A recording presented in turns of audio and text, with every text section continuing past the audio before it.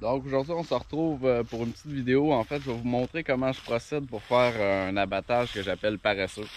C'est-à-dire un abattage qui est sans énergie. Les seuls outils qu'on va avoir besoin, c'est un couteau puis un sécateur. Donc on va saigner l'animal. Ensuite de ça, on va faire un plumage à sec. Puis on va prendre les poitrines. Puis on va découper la cage thoracique pour prendre le gésier, le cœur, les poumons. Donc les organes qui sont les meilleurs pour la cuisine. Pourquoi faire ce type d'abattage-là? En fait, c'est simple, on le fait, nous, pour les poules pondeuses puis pour les canards. Les canards de type coureur des bois ou Kaki Campbell, parce que il n'y a pas beaucoup de chair sur eux.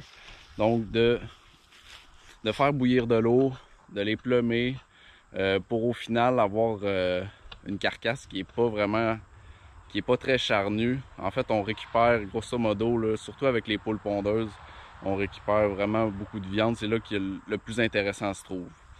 Fait que sinon, c'est aussi dans le cadre où on a déjà une abondance de coqs à chair qui sont c'est des poulets de deux types dans le fond. On a des poulets à chair, puis on a aussi des coqs qui sont double race, donc des poules double race, c'est-à-dire double fonction, excusez, c'est-à-dire qui vont pondre, mais qui ont aussi plus de chair au niveau de la poitrine puis des cuisses. Tandis que là, ce qu'on va vraiment voir, c'est des poules pondeuses typiques, des poules vraiment là, juste qui sont juste pour la ponte. Fait que on va aller voir ça tout de suite. On voit ici le déplumage à sec. Pour le déplumage à sec, ce qui est important, c'est de le faire immédiatement après que l'animal cesse de gigoter. Sinon, les pores de la peau vont se refermer en fait sur ce qui tient les plumes. Puis, dans le fond, c'est le processus de la rigidité cadavérique. Donc, ça va être beaucoup plus difficile d'enlever les plumes. Donc, vous voyez, ça se fait très facilement là, en ce moment. Le but, c'est de dégager en fait les poitrines pour faciliter le travail puis faciliter la vision lors de la découpe. Donc, voici la découpe faite par ma mère, puisque c'est elle qui a la meilleure technique. Puis, c'est évidemment beaucoup plus simple à filmer. Donc, ce qu'on fait, en fait, c'est qu'on va retirer la peau. On va dégager la peau pour accéder aux poitrines. Une fois que les poitrines sont accessibles, ben, on va tout simplement suivre les os pour prendre les poitrines, puis on va dégager, en fait, aussi, pas juste avec le couteau, mais une fois que l'incision va être profonde, on va pouvoir tirer avec nos doigts pour sortir la poitrine, pour la décoller de la cage. C'est une méthode qui peut être utilisée pour faire l'ensemble du poulet si vous le désirez. Donc, vous pouvez aussi récupérer les cuisses de cette façon-là. Par contre, évidemment, on ne parle pas de faire du poulet rôti ensuite. Ça va être du poulet qui va être consommé soit à la mijoteuse, en brochette, faire un sauté, etc. Donc, je vous l'ai mis à vitesse double, en fait, juste 2 fois plus rapidement que le processus normal. Ça se fait quand même assez vite, là. Je pense que ça prend même pas 5 minutes là, pour faire l'ensemble de la tâche. Si vous voulez voir une vidéo complète sur ce type d'abattage-là, c'est-à-dire un abattage où on retire la peau pour récupérer l'ensemble de la carcasse, je vous invite à voir la vidéo du potager chez Picro. Je vais vous mettre le lien en description.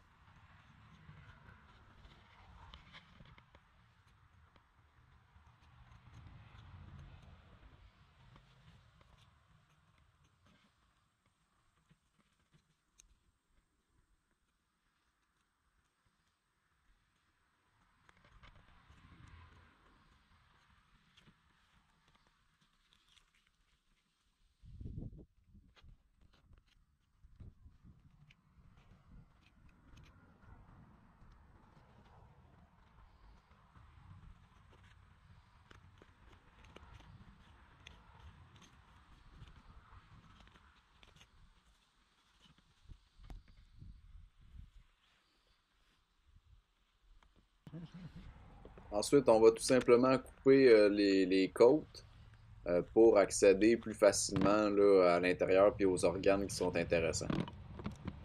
Dans les autres organes qui peuvent être intéressants sans énergie à manger, ben en fait, il y a la crête. On n'y pense pas souvent, mais c'est une partie comestible. Personnellement, je ne l'ai pas essayé encore. Un jour, je vais l'essayer puis je vous en donnerai des nouvelles. Donc, une fois relevé, on voit immédiatement le cœur. Donc, on va retirer le cœur. On voit le foie. Par contre, la couleur du foie n'est pas très belle pour celle-là. C'est généralement le cas aussi pour les vieilles poules pondeuses. Les foies sont pas très beaux, donc nous, on les consomme pas là, dès qu'on a un doute. Donc, on va retirer le gésier. Le gésier qui peut être mangé en confit. Et puis, je vais vous montrer comment préparer le gésier. Donc, vous voyez, le foie est très accessible aussi. Pour ce qui est du gésier, il suffit tout simplement de faire une incision là où ça va le mieux. On fait une incision jusqu'à la moitié du gésier. On va ouvrir le gésier en deux. Là, on va enlever en fait les parties qu'il y avait dans son gésier. Il peut y avoir de la petite roche, tout ça, donc faites attention à votre lame. Et puis, on retire la petite peau qui est solide. En fait, c'est que c'est vraiment c'est ce qui permet de broyer. Donc, on retire cette enveloppe-là et on a un très beau gésier. Pour les gésiers, ce qui est l'idéal lors de l'abattage, c'est de les mettre tout de suite dans de l'eau froide. Ça va faciliter le décollement de la petite membrane qu'on a vue. Les gésiers de canard sont aussi plus difficiles à enlever, c'est la même méthode, mais c'est plus difficile, ils sont plus tenaces.